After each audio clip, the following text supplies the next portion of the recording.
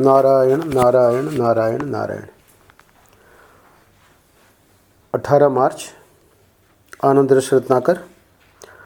आज का पृष्ठ भागवतामृत और भागवत दर्शन में जो महाराज जी के भागवत पर प्रवचन हुए हैं, तो ये दोनों जगह से कल वाला पृष्ठ भी भागवत दर्शन और मतलब दोनों जगह प्रसंग तो वही है। तो वहाँ महाराष्ट्र की कथा में ऐसा नहीं है कि वहाँ बोले वैसे के वैसे ही यहाँ बहुत से लोगों का तो बिल्कुल आप एक बार रिकॉर्ड कर लो और उसके बाद उसको कहीं भी सुन लो वही बातें आएंगी, पर महाराष्ट्र का तो हमेशा कुछ न कुछ नया तो इसलिए दोनों को मिला के उसको लिया है। तो कल भी वृत्रासुर का था। अब क्या है जो डेली करते हैं ना, अब जैसे कल तो आप बड़ौदा से निकले, पर जो डेली करते हैं तो उनको फिर ये समझ में आ जाएगा कि कल वाला पृष्ठ आज वाले पृष्ठ से हाँ उसका कनेक्शन है। तो कनेक्शन क्या है कि महाराज ने कल बताया था कि देखो वृत्रासुर की कथा बड़ी लंबी है। अभी कथा का तो प्राय हम लोग जितने यहाँ बैठे हैं 6 लोग पता है वृत्रासुर की कथा का। तो क्या हुआ कि वृत्रासुर का इंद्र के साथ बड़ा भीषण और लंबा युद्ध हुआ कोई मामूली नहीं था। इसी लंबे युद्ध के प्रसंग में वृत्रासुर ने पहले इंद्र आदि देवताओं पर विजय प्राप्त कर ली थी, है ना। अब जब वो पराजित देवता लोग दुखी होकर गए ब्रह्मा जी के पास, तब फिर ब्रह्मा जी ने कहा कि दधीची की हड्डी से वज्र बनाओ। तब यानी ऑलरेडी ये हार के अब मतलब वो राजा बना हुआ है स्वर्ग का वृत्रासुर, और ये लोग निष्कासित हो जाते हैं, स्वर्ग छोड़ना पड़ता है। फिर कहीं गुफा में, कहीं इधर कहीं उधर, सब देवता लोग बेचारे तो दुखी तो हो ही जाएंगे ना। कहाँ तो एकदम अभी जैसे क्या बोलते हैं केदार में जो लोग फंस गए थे बेचारे, तो अब कहाँ घर का ऐशो आराम और चाय और ये और वो, और अब उधर क्या है 7-8 दिन जब फंसे रहे तो कुछ भी तो नहीं है। तो ऐसे ही उनकी है, कहाँ तो ऐश आराम देवताओं का, स्वर्ग के राजा और वो स्वर्ग की प्रजा, और कहाँ ये बिल्कुल निष्कासित हो गए। तो फिर ब्रह्मा जी के पास ही तो कल महाराज ने बताया कि भगवान उसी का पक्ष लेते हैं जो उनका भजन करता है। ये पढ़ लेना आप, इसको आज नहीं करेंगे। हाँ तो गए तो फिर उन्होंने बताया कि भाई दधीची की हड्डी ले लो और उससे वज्र बनाओ। तो ये ब्रह्मा जी को तो पता था ये कैसे मरेगा। अच्छा, ये इतना ज़बरदस्त भक्त था वृत्रासुर कि अब जब वो लेके आया वज्र, तो इसको पता था कि अब मैं इससे मरूंगा, है ना। पर फिर भी उसकी जो भक्ति थी वो इतनी ज़बरदस्त थी कि बोले कि भगवान जो हैं वो मेरे प्रति ज़्यादा पक्षपाती हैं। अरे भाई तेरे प्रति पक्षपाती होते तो तेरे को मरवाते कैसे? तू कह रहा है कि मैं मरूंगा का मतलब क्या है कि वो जो राज्य है मेरा चला जाएगा। राज्य तो जाना ही है, जब मर ही जाएगा तो फिर। तो इसमें उसका ये भाव है कि भगवान जो है वो जिसको अपना समझते हैं उसको ये संपत्ति वगैरह नहीं देते, पर वो जो है अपना स्वयं का स्वरूप दे देते हैं ना। तो भगवान तो यानी मुझे उसकी इतनी भक्ति है कि उसको पक्का है कि मैं भगवान के साथ एक हो जाऊंगा। अच्छा, तो ये कल बता दी और अर्थ का भी बता दिया कि अर्थ में कितने क्यों नहीं देते। तो उन्होंने सुनाया कि जहाँ संपत्ति आती है उसके साथ द्वेष, उद्वेग, चिंता, अभिमान, कलह, दुख और परिश्रम, 7 चीज़ें गिनाई भगवान ने। आगे उद्धव गीत में 11 स्कंद में उद्धव जी को जब दे रहे हैं ज्ञान, वहाँ 15 चीज़ें गिनाई। हाँ, यहाँ 7 चीज़ें गिनाई है ना, वहाँ 15 चीज़ें हैं कि अर्थ के साथ, संपत्ति के साथ क्या क्या दोष है, क्या क्या अनर्थ है। अर्थ के साथ अनर्थ एक बार किया था ना हम लोगों ने तो ये कह रहे हैं कि इसलिए वो कह रहा है कि इंद्र हमारे स्वामी का ये स्वभाव है कि जब कोई धर्म, अर्थ अथवा भोग के लिए प्रयास करता है तभी उसके प्रयास को निष्फल कर देते हैं, है ना। यानी भगवान देखते हैं कि भाई ये तो हमारा भक्त है ना, तो ये तो फंस जाएगा अर्थ में, भोग में, यहाँ तक कि धर्म में भी कह रहे हैं प्रयास निष्फल क्यों कर देते हैं कि धर्म का ज़्यादा से ज़्यादा फल है स्वर्ग, तो स्वर्ग से फिर वापस आना पड़ेगा, तो उसको भी नहीं रहने देंगे।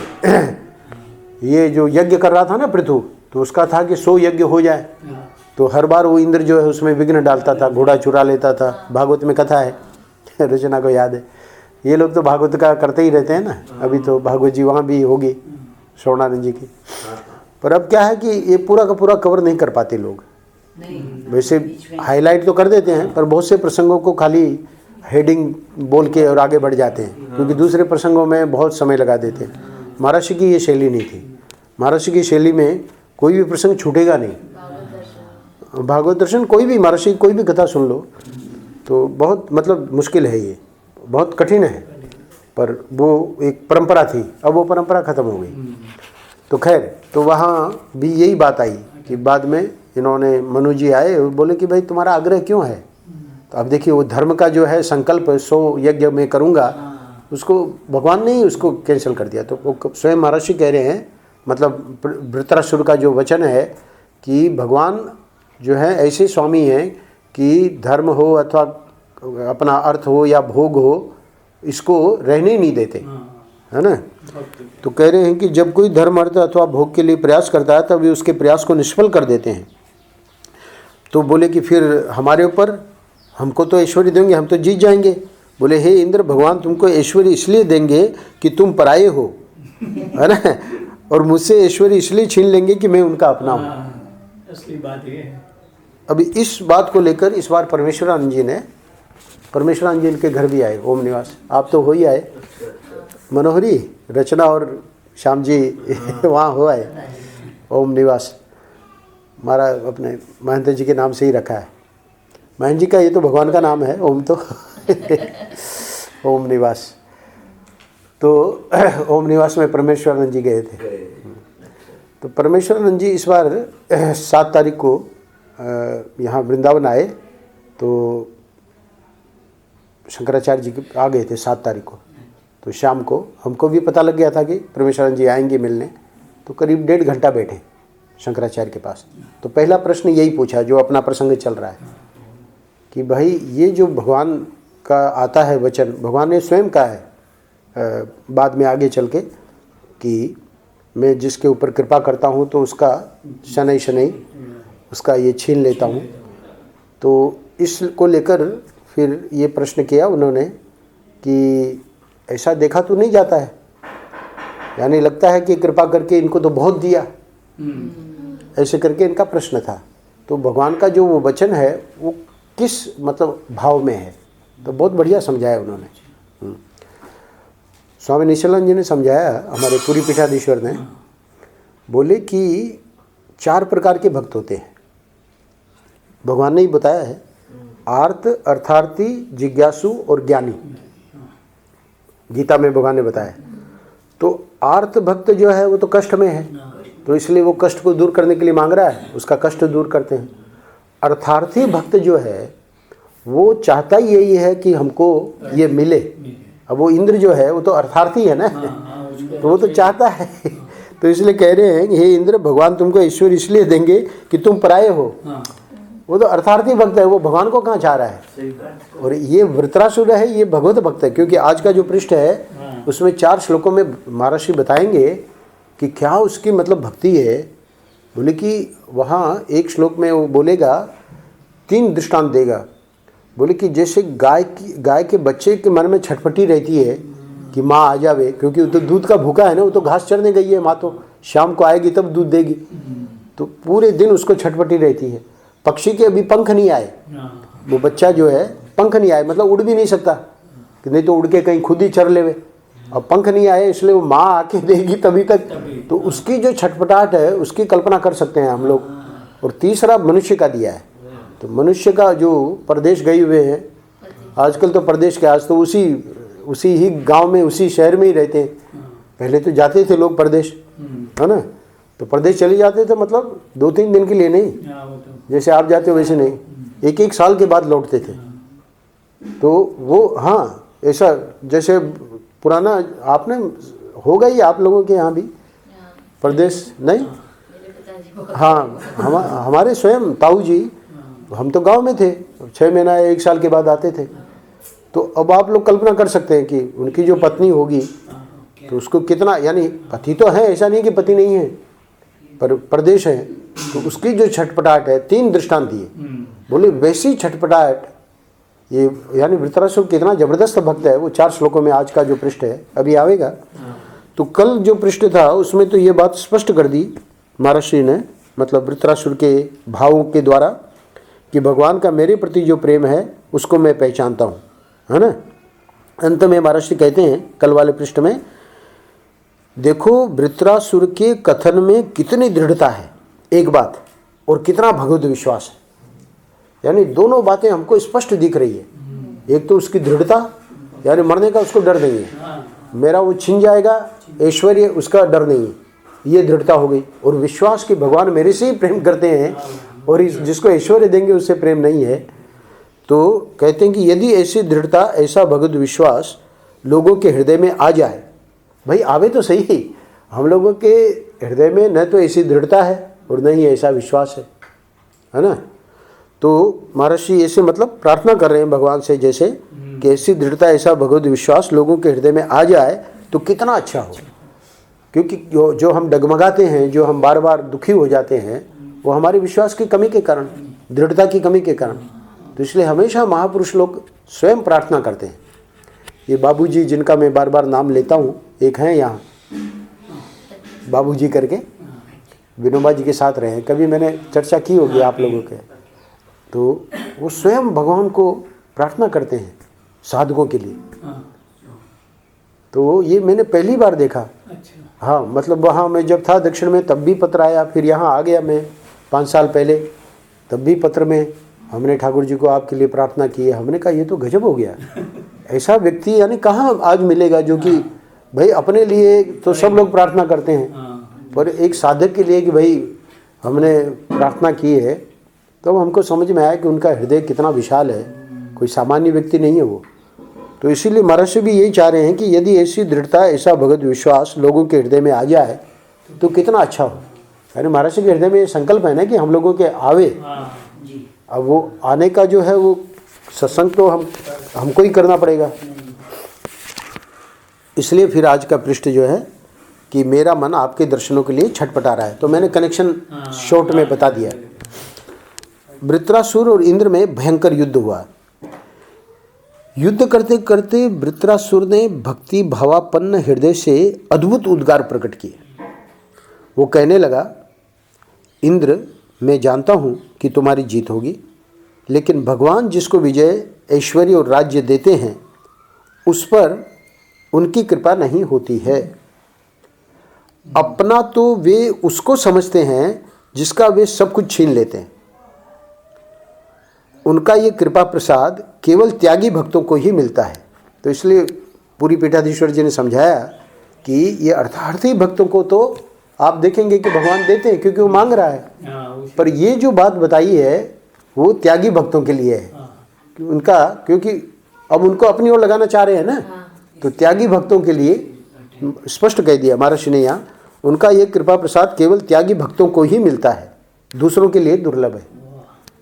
सीधी बात है भाई, जो संपत्ति चाहता है उसकी थोड़ी छीनेंगे उसको तो दी उसी लिए है कि भाई तुम संपत्ति में देख लो कि कोई सुख नहीं है। आखिर में वो देख लेगा ना, उसको खुद को अनुभव होगा ना।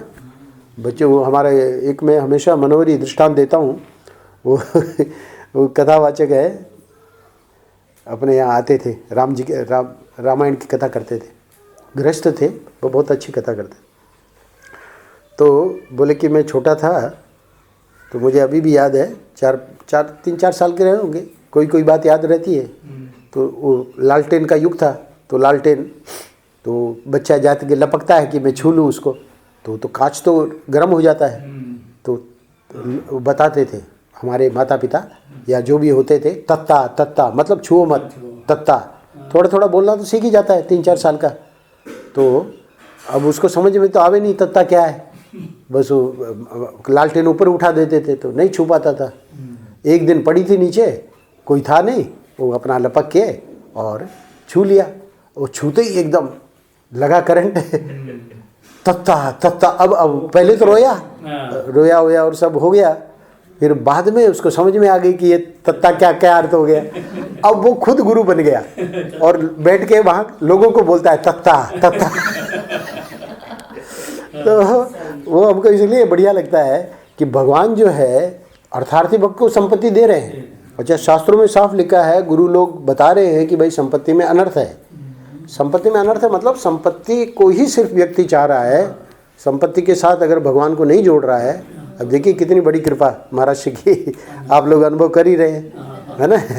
तो ईश्वर को जोड़ दिया तो बस वो संपत्ति कहाँ कष्ट दे रही है, वो हमको खुशी हो रही है, भाई सेवा हो रही है ना।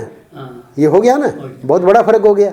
एक तो यमराज बैठा है, तो वो संपत्ति तो हमेशा कष्ट ही देगी क्योंकि है और छूट नहीं रहा है।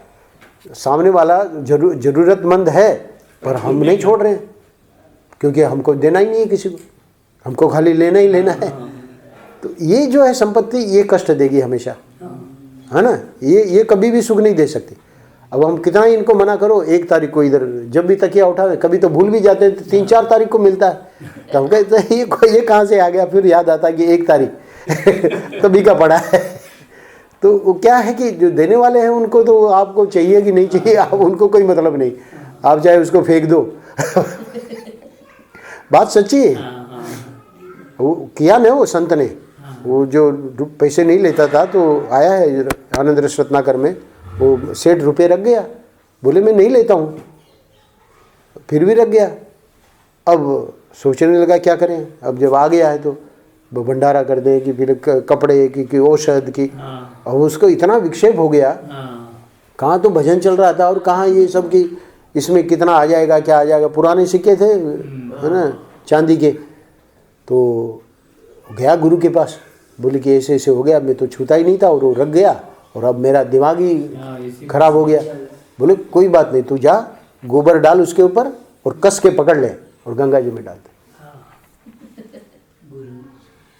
बस कर दिया उसने जैसे गुरु ने बताया, छूट गया सब। हाँ, बस शांति हो गई, है ना। तो कहने का मतलब वैल्यू तो नहीं है ना भाई, वैल्यू होती तो कहता भाई ऐसे कैसे फेंक दे गंगा जी में। तो महाराज जी माँ कहते हैं कि देखो वो गुरु की आज्ञा पालन की ना, तो अभिमान भी नहीं हुआ कि मैंने फेंक दिया। खुद अपने मन से फेंकता तो उसको अभिमान हो जाता, है ना। तो इसलिए मैं नहीं फेंकता हूँ कि भाई अभिमान हो जाएगा।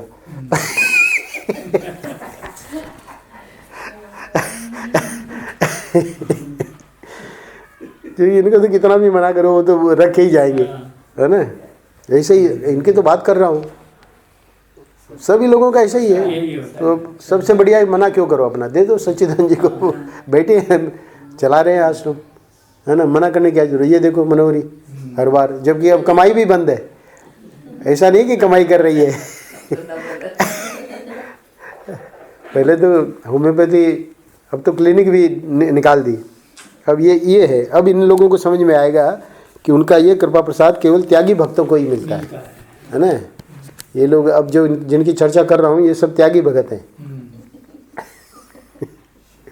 अच्छा आगे बढ़िए।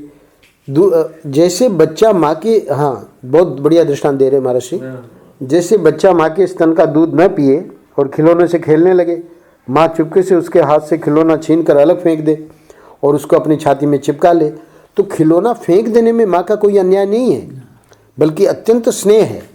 वैसे ही मनुष्य जब संपत्ति से खेलने लगता है तब भगवान वह संपत्ति उठाकर फेंक देते हैं और उसको अपने हृदय से लगा लेते हैं। महाराज जी इस संपत्ति वाले प्रकरण पर इसलिए जोर दे रहे हैं कि सुनने वाले प्राय मतलब यही सबसे बड़ी समस्या होती है ना, संपत्ति का मोह हम लोग छोड़ नहीं पाते। तो इसलिए महाराज जी इस बात को और दृष्टांत देके समझा रहे हैं। अब आ रहा है मुख्य प्रसंग। इतना कहते कहते युद्ध में वृत्रासुर को ऐसे दिखने लगा कि मानो साक्षात भगवान उसके सामने खड़े हों। उसने 4 श्लोकों में उनकी जो स्तुति की वह चतुश्लोकी भागवत के नाम से प्रसिद्ध है। यानी 2 चतुश्लोकी प्रसिद्ध है भागवत में। एक तो जो ब्रह्मा जी को ज्ञान दिया भगवान ने, वो भी चतुश्लोकी है। कहते हैं कि भागवत पूरा जो है 18,000 श्लोक, वही 4 श्लोकों का मतलब विस्तार है। तो वो चतुश्लोकी प्रसिद्ध है और एक वृत्रासुर चतुश्लोकी। तो ये 2 अलग अलग है मतलब। तो इसमें वृत्रासुर अपने भाव रख रहा है। क्या वो कहता है, पहले 2 श्लोक हैं ये अभी जो मैं पढ़ रहा हूँ। वो कह रहा है क्या प्रार्थना करने लगा, वृत्रासुर भगवान के सम्मुख होकर प्रार्थना करने लगा कि ये जो पैराग्राफ है, इसमें पहले और दूसरे श्लोक का भाव आ गया 4 श्लोकों में से। प्रभु, मैं तो चाहता हूँ कि आपके चरणारविंद के तलवों के दासानुदासों की सेवा के लिए फिर से जन्म लूँ। सबसे पहली बात वो ये कह रहा है कि मुझे ये नहीं है कि मेरा जन्म ना हो, बल्कि मैं सेवा करता रहूं। जैसे इस समय वो भक्त तो ही है, इसलिए सेवा करता है, और कह रहे फिर से जन्म लूं और आपके दास और दासों के भी दास की सेवा करता रहूं। अच्छा, आप मेरे प्राणपति हैं, मेरा मन आपके गुणों का स्मरण करें, है ना। चलो भाई, दासों की सेवा तो करते रहोगे, हमारा क्या करोगे? बोले आप मेरे तो आप प्राणपति हैं, यानी आपकी तो बात ही छोड़ दो। क्यों? बोले अब देखिए, मनसा वाचा कर्मणा, मन से, वाणी से और शरीर से। तो सबसे पहले कहता है कि मन आपके गुणों का स्मरण करे, फिर कहता है मेरी वाणी उसका उच्चारण करे, और शरीर आप सर्वात्मा प्रभु की सेवा में संलग्न हो जाए।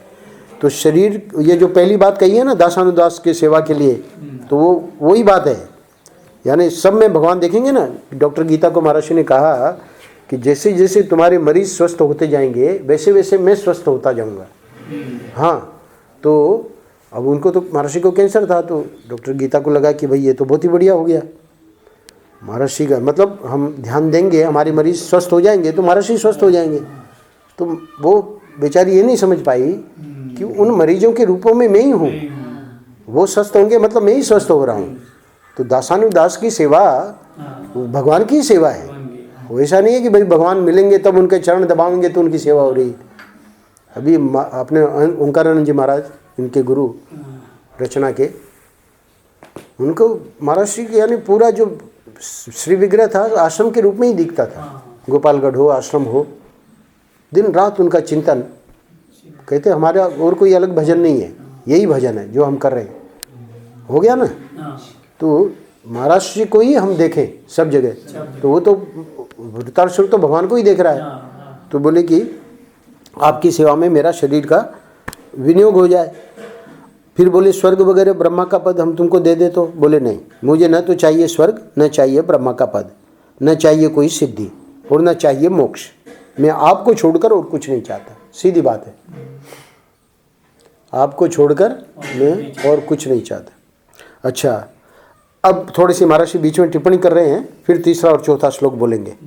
देखो कितना प्रेम उमड़ पड़ा है वृत्रासुर के हृदय में, यानी युद्ध के मैदान में है ना, और इधर एकदम साक्षात उसको भगवान दिख रहे हैं और वो बिल्कुल उससे बातें कर रहा है। तो कितना प्रेम उमड़ पड़ा है वृत्रासुर के हृदय में।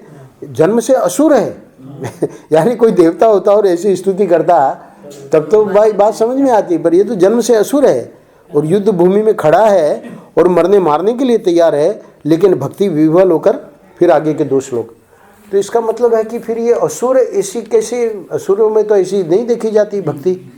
तब फिर ये प्रश्न करेंगे राजा परीक्षित, तब फिर इसका उत्तर देंगे कि ये जो वृत्रासुर था ये राजा चित्रकेतु था, और राजा चित्रकेतु जो है उसके जीवन में क्या क्या घटनाएं हुई, और फिर इससे क्या अपराध हुआ कि पार्वती जी ने उसको शाप दिया, और वो शाप के कारण ये असुर बना हुआ है। तो वो परीक्षण बड़ा हुआ है, उसकी वजह से ये इसीलिए तो ये भक्ति तो जो है असुर में नहीं देखी जाए। असुर को तो मारो काटो, ये सब मतलब भक्ति के तो विरोधी होते हैं।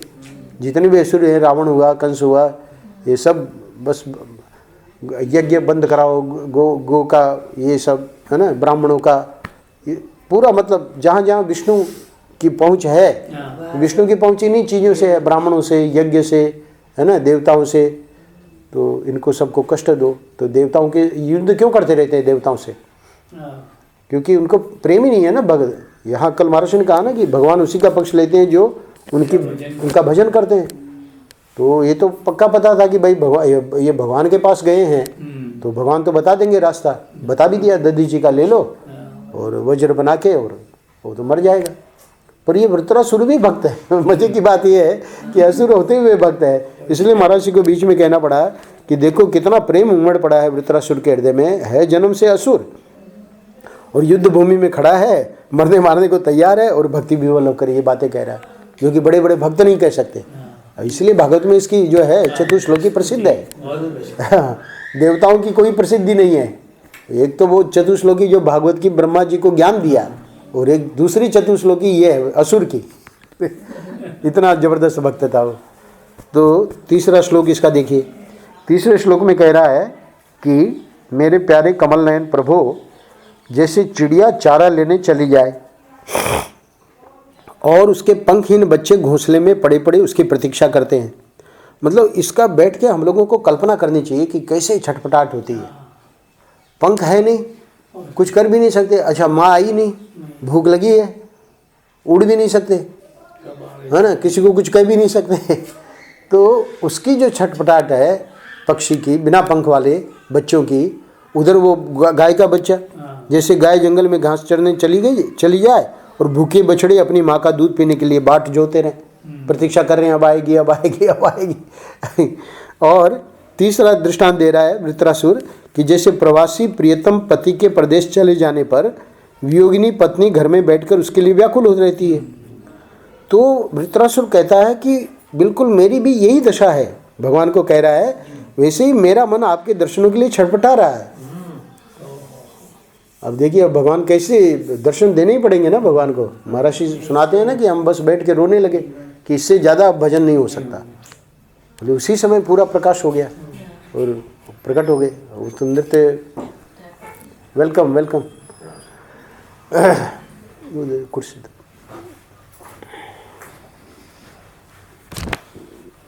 नारायण नारायण नारायण नारायण।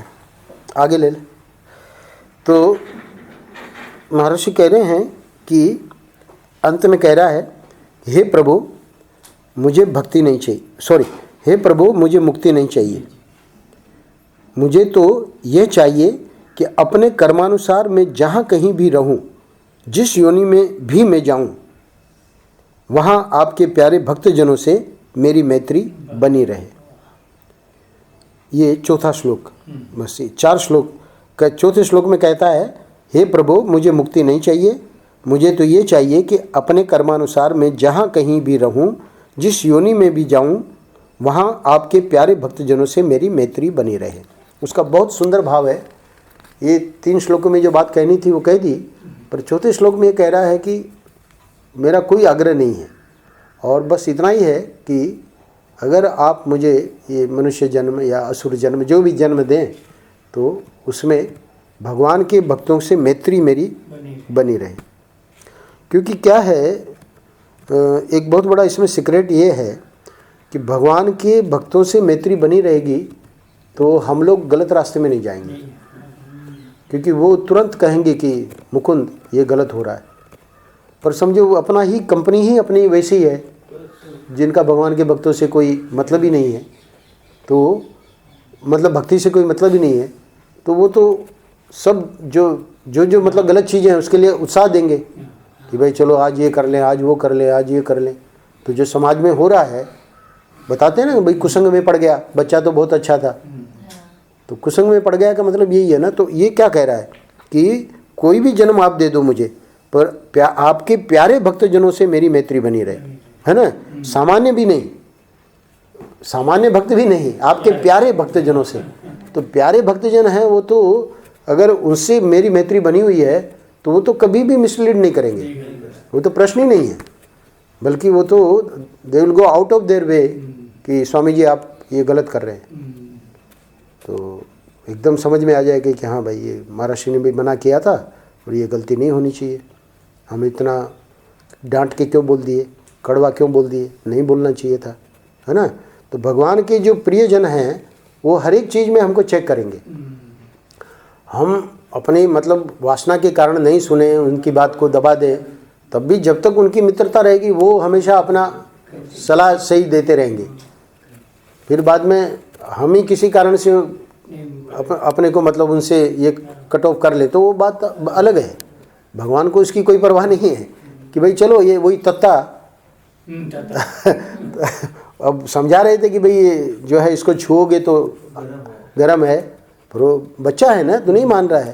तो हम लोग भी तो बच्चे हैं, तो हम लोगों को दी जाती है सही सलाह, पर हम नहीं मानते हैं। तो नहीं मानते हैं तो then we have to burn our fingers. जब तक हाथ नहीं जलेगा तब तक हमको नहीं अनुभव होगा। तो अच्छी तरह से फिर हाथ जला लेंगे तो फिर हम भी गुरु बन जाएंगे। फिर तो भगवान चाहते हैं कि भाई चलो अगर उपदेश से समझ जाता है तो ठीक है, नहीं समझता है तो उसको अनुभव करने दो। जलने दो। हाँ, तो यही तो हो रहा है। हाँ, यही अभी इनके भाई ये बहुत इनको सलाह देते थे, भाई तुम ये गलत काम मत करो, कितना सलाह देते देते थक गए।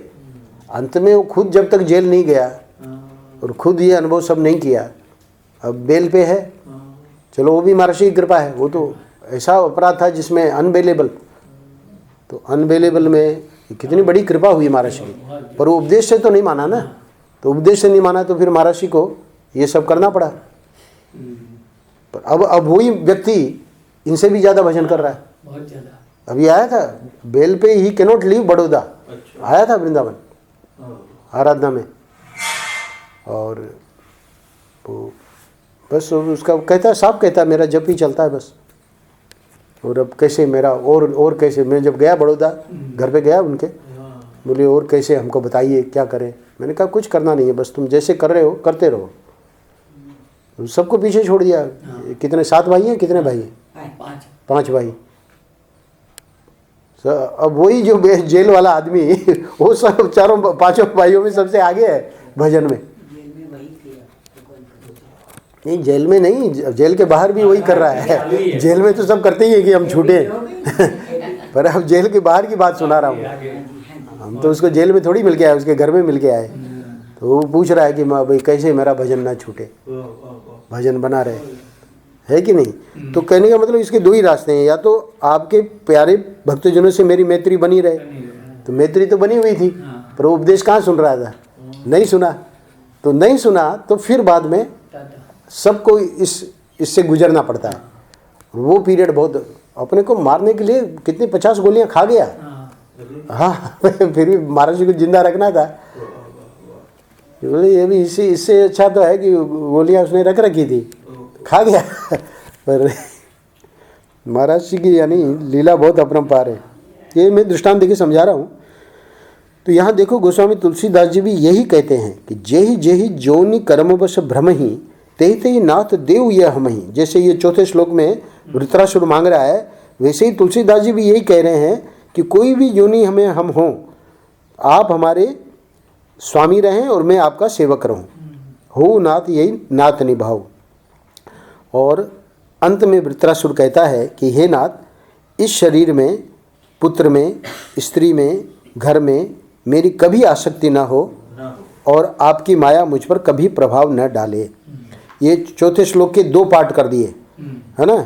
एक पार्ट में तो कि मेरे प्यारे भक्तजनों से मेरी मैत्री बनी रहे, और फिर ये बीच में महर्षि ने ये बात कह के अब जो 4थे श्लोक का अंतिम पार्ट है उसमें कह रहा है वृत्रासुर कि हे नाथ, इस शरीर में 1, पुत्र में 2, स्त्री में 3, घर में 4 मेरी कभी आसक्ति ना हो और आपकी माया मुझ पर कभी प्रभाव न डाले, है ना। ये प्रार्थना कर दी भगवान को। नारायण नारायण नारायण नारायण नारायण नारायण नारायण नारायण। तो वो 5 लेख में ये महर्षि ने बताया है कि उसका दिया है मैंने अलग अलग आनंद रस रत्नाकर में, ऐसे सेपरेट, पर एक पेज का ही है वो। तो 5 पृष्ठ है। साधना और ब्रह्मानुभूति में पवित्रता के प्रयोग ऐसे करके। तो पवित्रता के प्रयोग में ये महात्मा है, महात्मा होके भी परिग्रह करता है, ऐसे करके वो गुरु को ऐसे बताता है। तो फिर गुरु बताते हैं उसको, अरे क्या तू पागल हो गया, वो तो लीला कर रहा है, ऐसे करके उसको वो समझाते हैं। फिर बाद में उसको समझ में आती है। ऐसे करके पवित्रता के प्रयोग करके बहुत ज़बरदस्त है। यानी एक में काम को लिया है, एक में क्रोध को लिया है, एक में लोभ को लिया है। जो ये इन चीज़ों से हमारा जो हृदय बिगड़ जाता है ना महापुरुषों के प्रति, तो वो नहीं बिगड़ना चाहिए। और किस हिसाब से हमको सोचना चाहिए पवित्रता के प्रयोग। पवित्रता नहीं, ये अपवित्र बना हुआ है ना, तभी तो भगवान तो अंदर ही है, पर प्रकट क्यों नहीं हो रहे, क्योंकि वो अपवित्रता तो हमने बना रखी है। तो वो पवित्रता के प्रयोग में महर्षि समझा रहे हैं कि हमारे हृदय में जैसे जैसे पवित्रता आएगी वैसे वैसे भगवान को लगेगा अरे। अब वो देखिए ना, तुलसीदास जी जा रहे हैं, महर्षि का सुना है आपने, और वो जो है लड़का लड़की वो कुछ गलत कार्य कर रहे हैं, तो अब वो कैसे उनको नहीं लगता कि मेरे कारण वो कुछ उसमें बाधा पड़े। हाँ अरे भाई अंधे को कोई रास्ता ऐसे करके, और हाँ हाँ बाबा चले जाओ, सीधा रास्ता ठीक है ऐसे करके। और आगे गए तो राम और सीता प्रकट हो गए। तो ये कैसे दर्शन दे दिया? बोले कि तुलसीदास तुम तो गजब है, यानी जो इतना ये था दूसरे को द्वेष आ जाता है भाई ये एकांत में ऐसे कर रहे हैं, है ना, वहाँ भी तेरा भाव नहीं बिगड़ा। ये पवित्रता की प्रयोग है ना, इतना हृदय पवित्र है उसका, तुलसीदास का, तो भगवान ने दर्शन दे दिए, है ना। तो इसलिए जो भी घटना हो रही है तो वो तो ईश्वरी है ना। तो उनको तो तुलसीदास जी को ईश्वरी दिख रहे हैं, वहाँ कोई लड़का लड़की कुछ एकांत में कुछ गड़बड़ कर रहे हैं ये नहीं दिख रहा है। क्योंकि बार बार हम लोग ये पढ़ते हैं सुनते हैं कि हाँ कि परमात्मा ही है, सब रूप में परमात्मा है, पर उसका अनुभव कहाँ है? अभी देखे ना, वो मैं कई हजारों बार सुनाया होगा, वो अन्न क्षेत्र में आप जो बांटते हैं तो साधुओं को तो ठीक है, पर बाकी जो है वो सब हाँ भिखारियों को वगैरह बांटते हैं। तो महर्षि एकदम गंभीर हो गए, बोले तुमको भिखारी दिखते होंगे, हमको तो परमात्मा दिखता है कि? अब देखिए उनकी दृष्टि और हमारी दृष्टि में कितना बड़ा फर्क है। ये दुष्ट आदमी है, ये शिष्ट आदमी है। अरे दुष्ट शिष्ट अगर भक्ति की दृष्टि में भी बने हुए हैं तो फिर भक्ति काहे की? सत्संग का प्रैक्टिकल तो रिजल्ट ये होना चाहिए ना। हमने पुरुषोत्तम योग कर लिया कि 5वां अध्याय कर लिया कि, है ना, पूर्णानंद तीर्थ स्तव कर लिया, वो तो किया, वो तो अच्छा है, पर उसका प्रैक्टिकल स्वरूप ये है। हाँ ये वो भी करते हैं महर्षि धीरे धीरे, पर समय लगता है, क्योंकि उसके लिए ये वाला स्ट्रॉन्ग सत्संग बहुत चाहिए। अभी हम तो दिन रात 24 घंटे महर्षि के पास रहे ना, तो उसका संस्कार पढ़ने से वो बातें समझ में आती है। तो इसलिए उसको भले अपने प्रैक्टिकल जीवन में न भी उतरे, पर कम से कम थ्योरी तो ही है। तो थ्योरी भी बोलेंगे तो वो प्रैक्टिकल एक न एक दिन हो ही जाएगा। तो आपने मुझे हमें बताया ये चीज़, नहीं तो आसाराम बापू का हमें कैसे नहीं, तो ये एक मतलब एग्जाम्पल है, ऐसे हर एक बहुत घटना होगी, ये तो एक एग्जाम्पल दिया। ये तो एग्जाम्पल हाँ, पर ऐसे देखेंगे तो 24 घंटे में हमेशा चलता ही रहता है, और हमारा पवित्रता बिगड़ती रहती है। तो वो पवित्रता के प्रयोग पढ़ेंगे ना आप, तब आपको समझ में आएगा। वो 5 ही पन्ना है बस, पूरा एक पन्ना, एक दोष, एक पन्ना एक दोष, और उसको कैसे समझना। क्या वो गुरु बता रहे कि ऐसे मत समझो, ऐसे समझो। वो क्या बाद में कहता है अरे ये तो गजब हो गया। फिर खुद चेला कहता है, ऐसे संवाद है, गुरु चेले का संवाद है। तो वो पृष्ठ इतने बढ़िया थे कि मैंने उनको ले लिया है।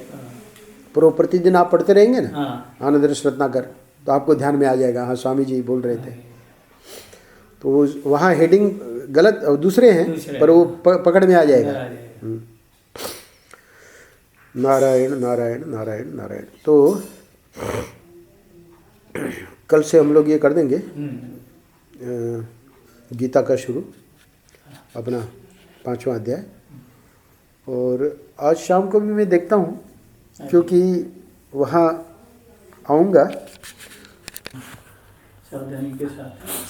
तो सहज जीवन में क्या होता है कि कोई भी नई चीज़ हमको जीवन में लानी है तो उसके लिए तो फिर प्रयास चाहिए। और ये जो चल रहा है तो हाँ, तो उसमें फिर क्या होता है कि जो सत्संग भी आता है तो सत्संग भी उसमें सहज में ही मिल जाता है। उसका फिर उसको जो इफ़ेक्ट करना चाहिए, अभी तो सुरेंद्र भाई चालू कर देंगे प्रतिदिन पढ़ना। अभी 3-4 दिन पहले ही आया महर्षि का, इसी में आनंद रस रत्नाकर में।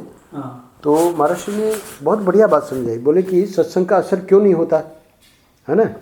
तो सत्संग का असर क्यों नहीं होता, उस बात को समझाया कि सत्संग का असर इसलिए नहीं होता कि ये कोई आग नहीं है। आग जैसे है तो वो जैसे तत्ता लगा ना उसको, तो ये सत्संग कोई आग नहीं है कि भाई उसका असर कोई भी बैठेगा तो उसको लगेगा, ऐसा नहीं है। तो फिर कैसे होगा? तब महर्षि ने समझाया कि ये सूक्ष्म शरीर पे असर करती है सत्संग। तो सूक्ष्म शरीर पे जो भी चीज़ असर करेगी उसके लिए क्या करना पड़ेगा? हाँ, प्रयास करना पड़ेगा। तो उसको महर्षि ने बहुत बढ़िया समझाया।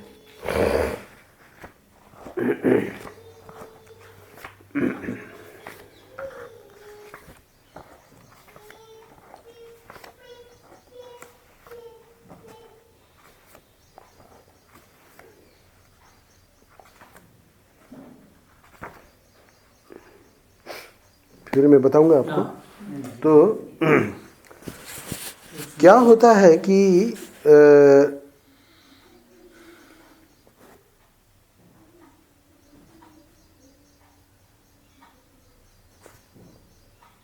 ये जो स्थूल शरीर है ना सुरेंद्र भाई, हाँ जी। तो स्थूल शरीर का हमको सब चीज़ समझ में आती है। अभी भूख लगी है, अभी प्यास लगी है, हैं, अभी ये करना है, अभी उसको मिलना है, अभी उसको समय दिया है, तो ये सब ऑटोमेटिक चलता रहता है। इन लोगों ने क्या, ऋषियों ने क्या नोट किया कि जो भी स्थूल शरीर की क्रिया है उसमें सूक्ष्म शरीर तो ऑलरेडी पार्टिसिपेट कर रहा है। उसी के हिसाब से सूक्ष्म शरीर में पूरा कंप्यूटर में जैसे होता है। हाँ, तो उसी हिसाब से फिर अभी इधर से जाके क्या करना है, उसके बाद क्या करना है, उसके बाद क्या करना है, ऑटोमेटिक चलता है। अच्छा, अब क्या है कि ये जो सत्संग का असर है उसमें जैसे वो बोल रहा है वृत्रासुर कि मैं जो है अपने मन से आपका ही स्मरण करूं, फिर वाणी से आपकी ही गुणगान करूं और शरीर से आपकी ही सेवा करूं। अब ध्यान देना, तो अब वो क्या है कि इसका मतलब पूरी लाइफस्टाइल वो चेंज करने के लिए कह रहा है। तो उसकी तो खैर वो तो भगत है, वो असुर हो गया शाप के कारण, पर हम लोगों का जो है लाइफस्टाइल उसमें ऐसा नहीं है कि हर समय ईश्वर की ही सेवा हो रही है शरीर द्वारा, हर समय ईश्वर का ही बोलने के द्वारा गुणगान हो रहा है, या हर समय ईश्वर का ही चिंतन हो रहा है, स्मरण हो रहा है, ऐसा नहीं है। अच्छा, तो अब इसमें एक बहुत महत्वपूर्ण बात आ गई, वो ये बात आ गई कि इसका मतलब पूरी लाइफस्टाइल जो है उसमें ईश्वर को जोड़ना पड़ेगा। यानी कोई, अभी देखिए महर्षि ने एक बात याद आ गई इसलिए सुना रहा हूँ। महर्षि को एक नेचुरोपैथ ने कहा, कैंसर था तभी, पहले भी सुनाया होगा, तो उसने कहा कि पहले तो समझ लिया सुबह से रात तक महर्षि का क्या भोजन है, हम लोगों से महर्षि भी बैठे थे, और फिर बाद में बोला कि अब ये पूरा सब बंद करना पड़ेगा। हाँ, और फिर सुबह से रात तक मैं बताऊंगा वैसे ये देना पड़ेगा। तो महर्षि ने कहा कि 76 साल जिसको अभ्यास हो गया है, अब उसका आप जो है बोल रहे हैं कि वो पूरा बंद करना पड़ेगा, तो शरीर को तो उसी का अभ्यास है, जो खाने पीने का जो अभ्यास है 76 साल का। तुम कह रहे हो अभी 76 साल में 4-5 साल समझो निकाल दो शुरू के, तो भी अन्नप्राशन के बाद तो शुरू ही कर देता है ना बच्चा, माँ के दूध के बाद तो फिर शुरू हो जाता है। तो बात हमको बहुत अच्छी लगी, बोले उसके अब इस एज में उसको चेंज करना हमको तो नहीं लगता कि ये उचित है ऐसे करके। तो क्या है कि लाइफस्टाइल जो जन्मों जन्मों से चल रही है हम लोगों की, तो अब वेदांत और ये जो है ऋषि लोग कह रहे हैं कि इसको चेंज करना पड़ेगा। तो व्यक्ति को लगता है कि अब क्या चेंज करना है, अभी जैसे आपकी उम्र हो गई, ज्योत्सना बहन की उम्र हो रही, तो इसीलिए देखेंगे कि जो बचपन से भजन करते हैं उनको पिकअप हो जाता है, उनका चेंज भी होता है उनके लाइफस्टाइल में, पर जो दूसरे होते हैं तो नहीं बनता है ना। तो उसका कारण यही है कि अब जो है वो प्रयत्न बहुत कठिन है, क्योंकि ऑलरेडी सेट है अपना। तो वो जो सेट में वो तो कृपा के द्वारा होता है, ये भी हम लोग देखते हैं, जो भी होता है या हो रहा है, अब जैसे ये बात आई ना टीवी वाली, तो वो कृपा के द्वारा हुआ, अपने एफर्ट से नहीं होता है, कभी हो ही नहीं सकता।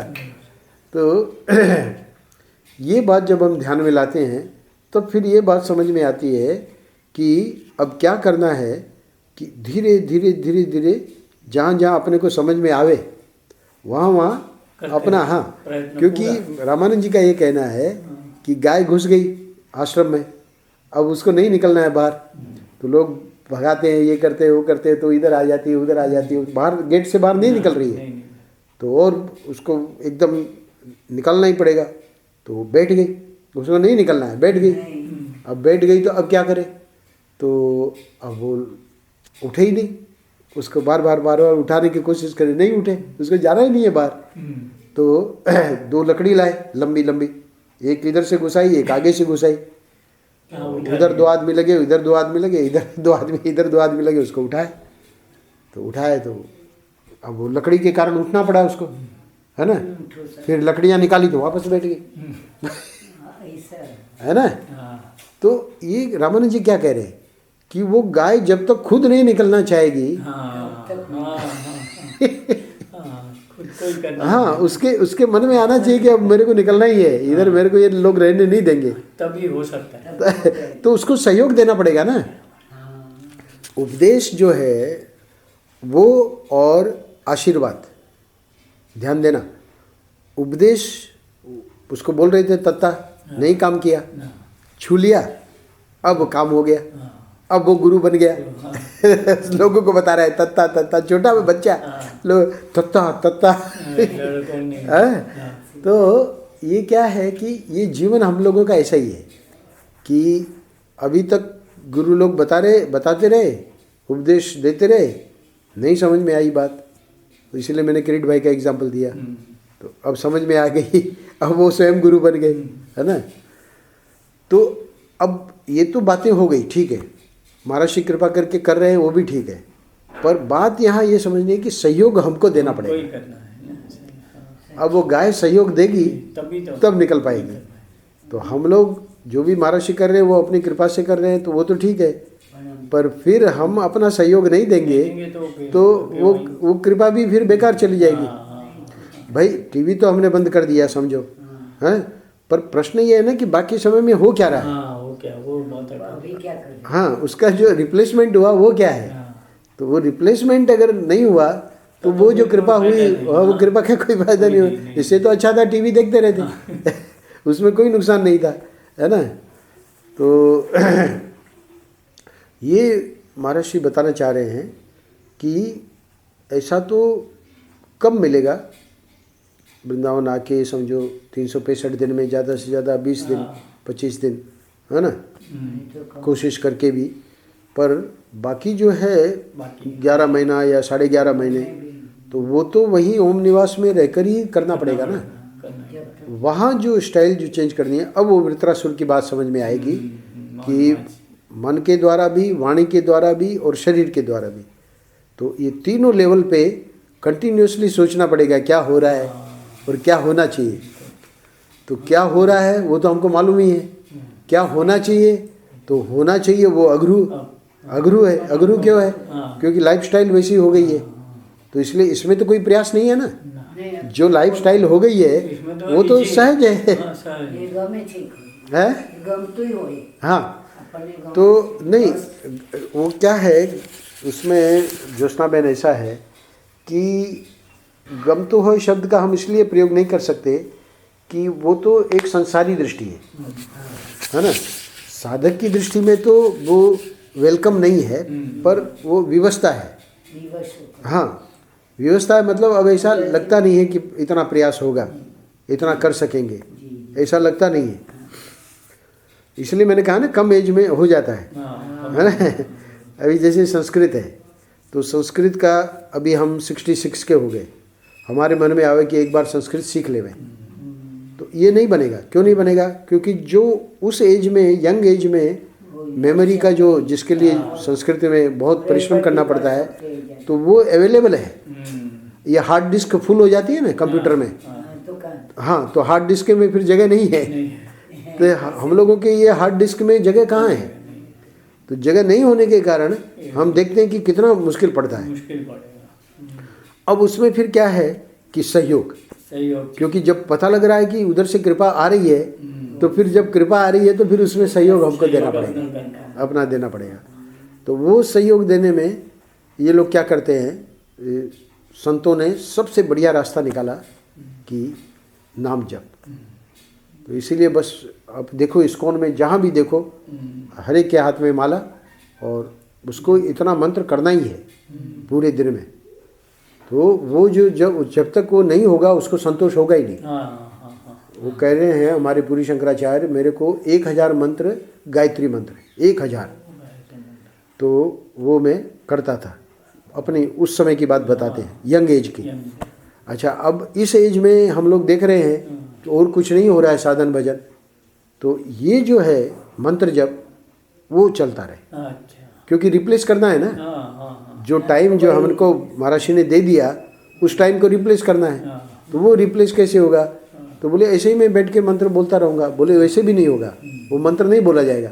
पर माला का नियम ले लोगे कि भाई ये 10 माला तो करनी है, तो वो 10 माला में क्या है कि वो एक माला हो जाती है तो फिर एक मणका ऐसा कर देते हैं, ऊपर एक वो आती है गिनती की, गिनती का। हाँ, तो एक मणका कर दिया, हम्म, फिर दूसरी माला हो गई, दूसरा मणका कर दिया, 2 माला हो गई, तो रात तक 10 माला करनी है। हाँ, तो क्या है, अच्छा उसमें वही बात आ गई कि माला तो चलती है पर वो मन, हाँ। बोले उसकी कोई बात नहीं, शुरू में ऐसे ही होगा, बाद में शुरू में ऐसे ही होता है, पर ये क्या हो गया कि वो जो मंत्र बोल रहे हैं ना उसका असर होता है।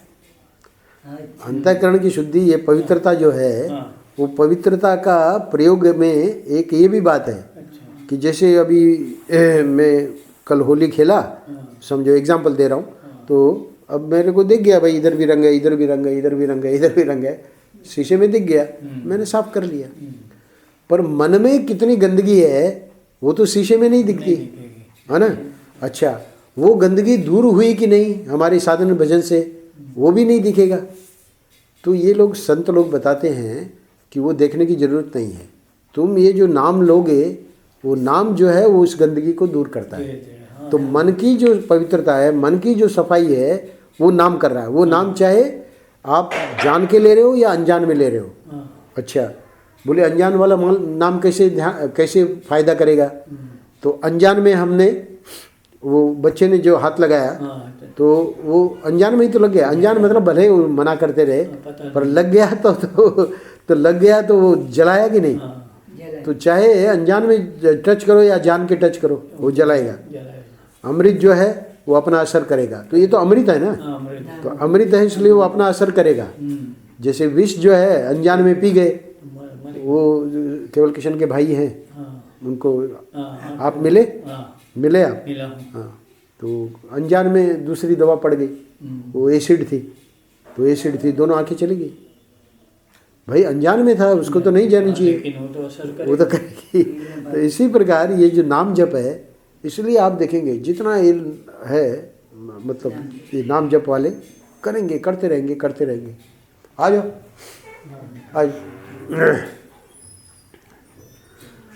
तो इसका ये रहस्य है ना।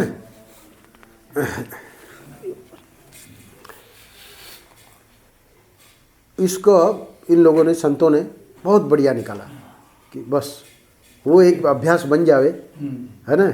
इतनी माला करनी है, एकदम शुरू में एकदम ज़्यादा माला मत करना, शुरू में एक छोटा नियम लेना, वो बन जाए बस। उसमें ये मत सोचना कि भाई नहीं माला फिरते रही और मन नहीं लगा, वो सोचने की जरूरत ही नहीं है। बस हाँ, वो हमने कर लिया, फिर उसको बढ़ाते रहना, तो बढ़ाते रहना, तो ये इधर का जो टाइम मिला वो रिप्लेस होगा।